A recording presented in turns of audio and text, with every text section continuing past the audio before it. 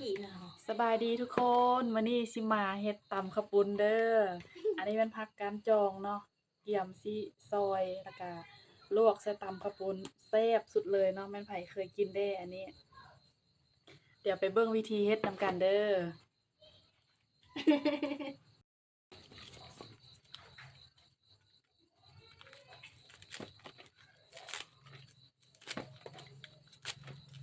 อันนี้เป็นผักกันจองเด้อทุกคนเด้อลวกใส่ตำข้าวปุ้นเนาะแซ่บสุดยอดเลยอันนี้แม่นวิธีซอยก็ซอยธรรมดานี่แหละทุกคน ซอยต้นธรรมดาเนาะมักต้นใหญ่ก็เฮ็ดต้นใหญ่มักต้นน้อยก็ซอยต้นน้อย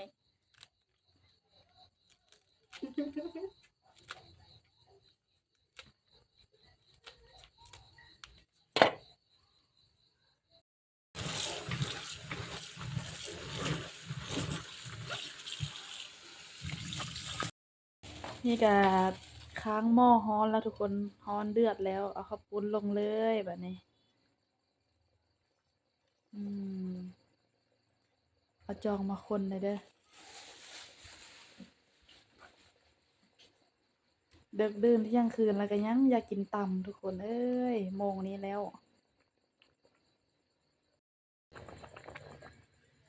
ถ้าอีกจะน้อยเนาะทุกคนเนาะถ้ามันอ่อนตูก่อนเดี๋ยวนี้มันยังเส้นแข็งอยู่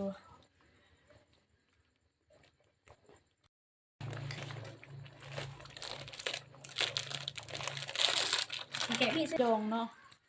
ลวกใส่ตำข้าวปุ้นแซ่บผงมัก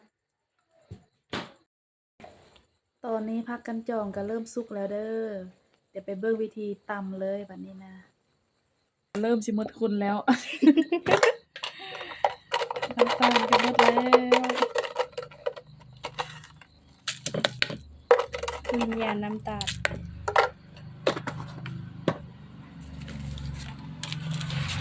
ใส่ผงนัวลงไป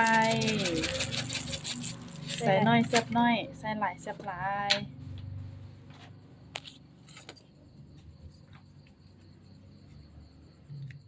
กะปิลงไปตำบัดนี้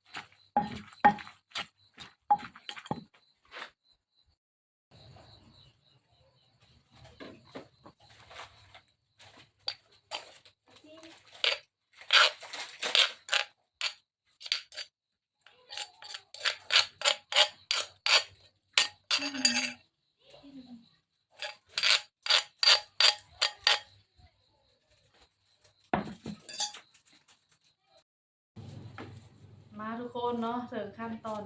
กินตำกันเด้อบัดนี้เด้อมีแต่ลูกๆหลานๆร้านเนาะมาลิ้นนำเนาะอันนี้ซื้อเธอซักเทิดซักอันนี้ซื้อ วี วีเนาะอันนี้เด้ เมษาเออแล้วเข้ามาให้เพิ่นเห็นเด้ FC เห็นได้เนาะมาเด้อกินตำกันเด้อหมดทุกคนเด้อ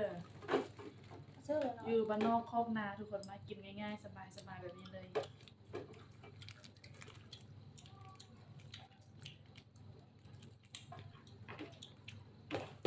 กินให้หมดเด้อตำในหลักอันนี้เด้อเอามีล่าเอาเจ้าเสื้อเลยไปเอามากินทั้งหมดไม่รู้ว่ามาเด้อมากินกันเด้อตอนแรกค่าโรงเรียนซ้ำแม่นบ่ รถตีนตัวว่าจะรถจะไปมาแม่บ่ทราบไปก่อน ลืมว่าจะไปคอยอันทราบเลย คนละคนละเถิด งัด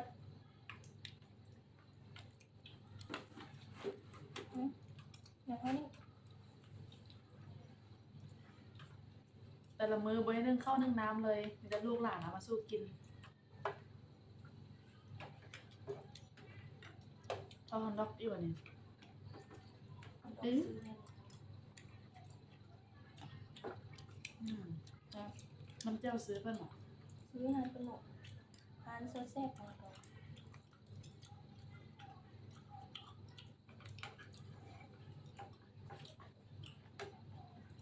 คือน้ำมดเด้อบ่มดห้ามมื้ออะ อืม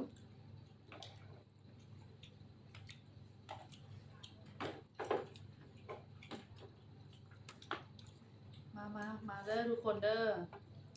แซ่บ มากินน้ำกันเด้อเอิ้นแม่เอิ้น FC มากินน้ำแม่ ไอ้หูน้ำมันเนาะยังเหมือนเก่าเนาะ บริการนี่ อยู่ที่ประเทศลาวเมืองบริคัมเด้อแขวงบริคัมไซเด้อ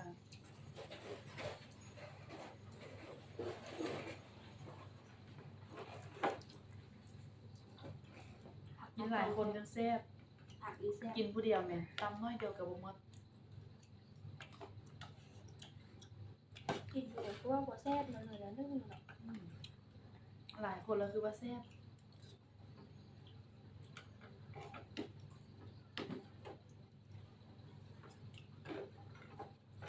มันกินเที่ยงด้วย เลือกผักตังกอง ไปสร้างหนังมาเถอะ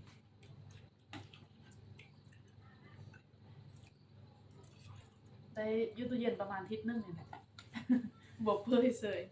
พักธรรมชาติเด้ ซื้ออยู่ด้วยด้วย พักธรรมชาติแล้วมันเพื่อโดน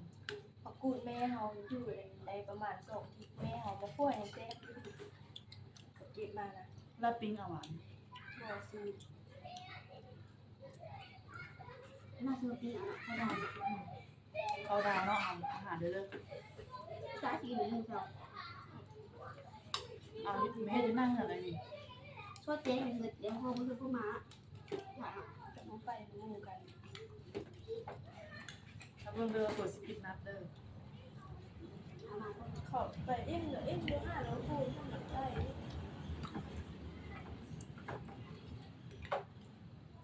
เอาเฟืองลงเอ็ดนั่นประมาณเนาะก็เอาสิเนาะเอาเฟืองมาใส่เนาะคือผมมีตัวบอกเอาไว้ เนี่ยมัดเลย ฮะ นั่งหลังเดียวสิเป็น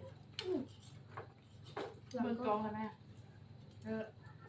เบิกกองเลยแม่ เฟืองก็นั่งเข้ามาทีเนาะ ดอกไฟกับโบยาพุ่งทุกคนเอ้ยมืดให้มืดว่าซื้อดอกไฟเมื่อมาเปลี่ยนมันยังมืดอยู่ รถไฟตะลี่หน่อยไปกระดาษเลย กันก็สร้างมาก่อน เท่าไหร่ โอ้บ่ได้กินไปแล้วแซ่บ ข้ามไปยังไปได้กินตำเนาะเอากันเนาะ ติดโทษกาไฟเพิ่ง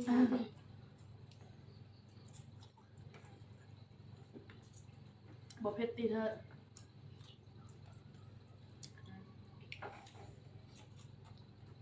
พากันจอง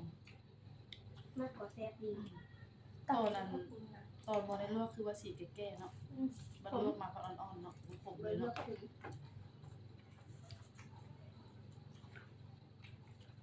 แล้วบนแล้วแรงบนนี่ บอกไปแล้ว โอ้อิ่มละ บนแล้วแรง กินบ่ได้ละอิ่มเลยกินทั้งดอกอยู่เหือนนี่แหละ กินทั้งหมดได้ มากินน้ำกับเพื่อนนึงแหละมากินอีกเลยค่ะเพื่อนมาบางเพื่อนกินเลยค่ะมากินข้าวมันแพงอีกเพื่อนจะกินอีก เลิกกรอบเอายานบ่พอเลยมีซื้ออีกมีจะ2 ถุงอีก พอแล้ว มาได้ขอบคุณมันเนื้อเนื้อกับคุณ เนาะตอนเราออกมาไปหน่อยเนาะมันน่ามาสู้อีกเด้อ ตลาดมัดเรื่องละ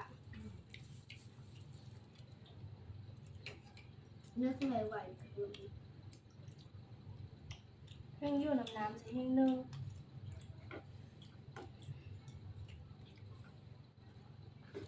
เขาลวกข้าวปุ้นไว้อันไปโรงเรียนมาว่าสิมาตับมาเงินบ่เฮ็ดน้ำ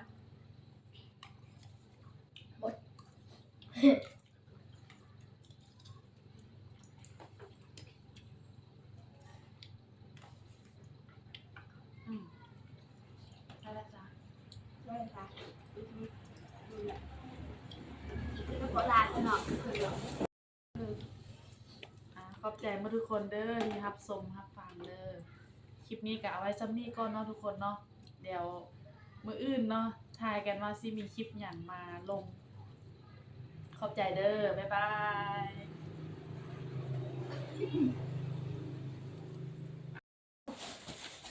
เกียงเนาะทุกคนเนาะจักแซ่บบ่แซ่บ อิ่มอยู่วะ อิ่มก็ อิ่มอีบ่เถิด เต็มพ วี ลังด้วยสาวมะนาวนะทุกคนเนาะ อิ่มเต็มเลย สาเด้ เบิ่งท่านั่งท่านั่งจักแซ่บบ่แซ่บเนาะทุกคนเนาะหมด แซ่บแน่แท้แน่นอน เกลี้ยงเลย เลี้ยง